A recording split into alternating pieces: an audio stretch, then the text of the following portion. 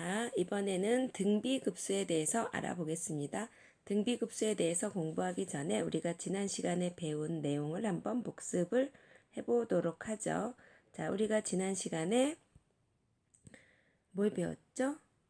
급수에 대해서 배웠죠. 급수라는 건 바로 수열의 모든 항을 합의 기호로 연결한 식을 의미한다라고 얘기했어요. 그래서 얘는 바로 시그마를 이용해서 시그마 n은 1부터 무한대까지 an으로 나타낼 수 있고, 실제로 얘의 계산은 1항부터 n항까지 합 sn을 구한 다음에 리미트 n을 무한대로 보내는 극한을 취해주면 된다라고 얘기했죠. 즉 리미트 n이 무한대로 갈 때 시그마 k는 1부터 n까지 ak로 구해준다. 즉 n항까지 합 부분합 sn이 수렴하면 급수는 수렴한다 라고 얘기하고, 부분합 sn이 발산하면 급수는 발산한다 라고 얘기를 했었습니다. 자, 그 다음에 또 우리가 그 전 시간에는 리미트 n이 무한대로 갈 때 아래 n제곱의 극한에 대해서 살펴봤던 거 기억하죠? 이 아래 n제곱의 극한이라는 것은 r이 마이너스 1과 1 사이에 있을 때에는 0에 수렴했고, r이 또 1일 때에는 1에 수렴했고, 그 외의 경우에는 발산했었어요. 기억하죠? 자, 이런 사실들을 이용해서 오늘은 등비급수에 대해서 한번 알아보도록 하겠습니다.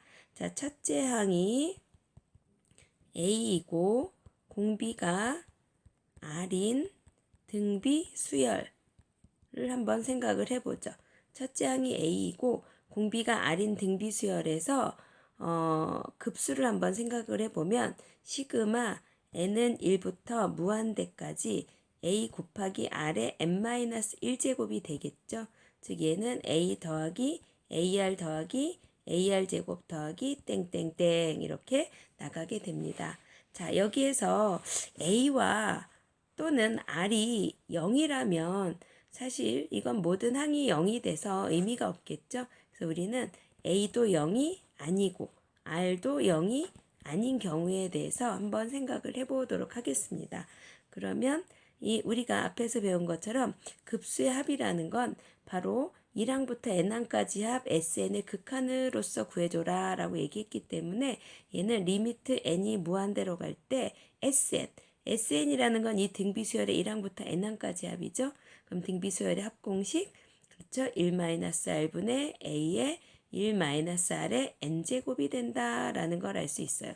우리가 앞에서 배운 급수의 성질을, 아니죠, 수열의 극한의 성질을 생각해 보면 아래 수렴하는 수열에 대해선 덧셈, 뺄셈, 곱셈, 나눗셈을 모두 분리할 수 있었던 걸 기억을 할 겁니다. 그러니까 여기에서 어차피 1-r분의 a, 1 이건 다 상수이기 때문에 바로 이 수열의 수렴 발산은 아래 n제곱에 달려 있겠구나 라는 걸 알 수 있겠죠.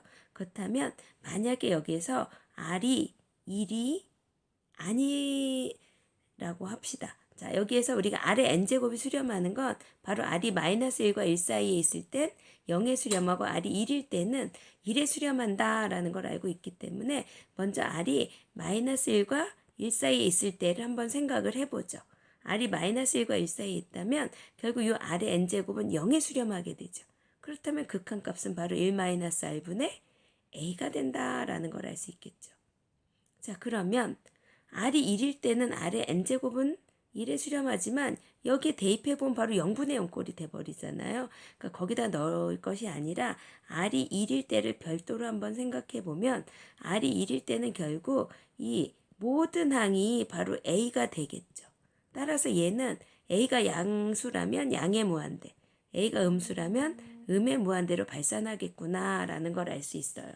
그러면 결국 r이 마이너스 1과 1 사이에 있을 땐 등비급수는 1-r분의 a에 수렴하고 r이 1일 때는 발산하고, 또 사실 r이 마이너스 1과 1 사이에 있지도 않고 1도 아닌 그 외의 경우는 r의 n제곱 자체가 발산하기 때문에 등비급수는 무조건 발산하게 되겠죠.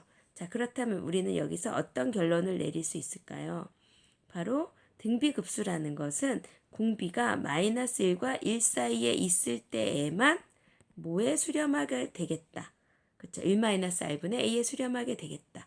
그러니까 공비가 마이너스 1과 1 사이에 있을 때 바로 시그마 n은 1부터 무한대까지 a 곱하기 r의 n-1제곱은 1-r분의 a에 수렴한다 라고 우리가 결론을 내려줄 수 있겠죠. 그 외의 경우는 발산하게 되는 거고요.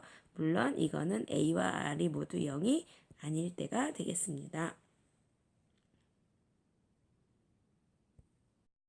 자, 이번에는 급수의 성질을 알아보도록 할게요. 자, 급수의 성질. 자, 시그마 n은 1부터 무한대까지 an과 시그마 n은 1부터 무한대까지 bn. 이 두 급수가 모두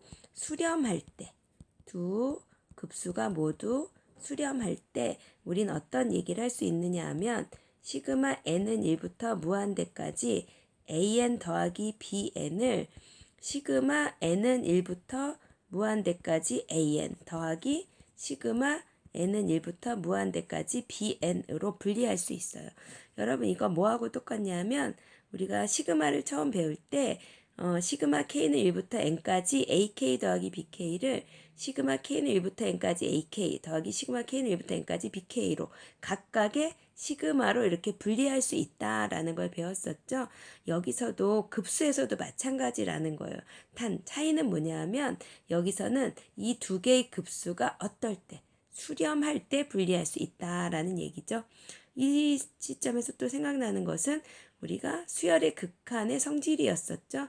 수열의 극한에서도 AN과 BN이 모두 수렴하는 수열일 때 AN과 BN의 덧셈, 뺄셈, 곱셈, 나눗셈을 모두 각각의 극한으로 분리할 수 있었다라는 거 생각나죠? 그렇듯이 급수에서도 AN의 급수와 BN의 급수가 모두 수렴할 때 우리는 AN 더하기 BN의 급수를 AN의 급수와 BN의 급수의 합으로 분리할 수 있다라는 얘기입니다. 그렇다면 마찬가지로 시그마 n은 1부터 무한대까지 AN 빼기 BN이라는 것도 시그마 n은 1부터 무한대까지 AN 빼기 시그마 n은 1부터 무한대까지 BN으로 분리할 수 있겠죠. 또 세 번째로 시그마 n은 1부터 무한대까지 C 곱하기 AN 상수 C가 곱해졌을 때에도 이 상수 C는 시그마 앞으로 끌어내어 C 곱하기 시그마 n은 1부터 무한대까지 AN으로 나타낼 수 있겠죠.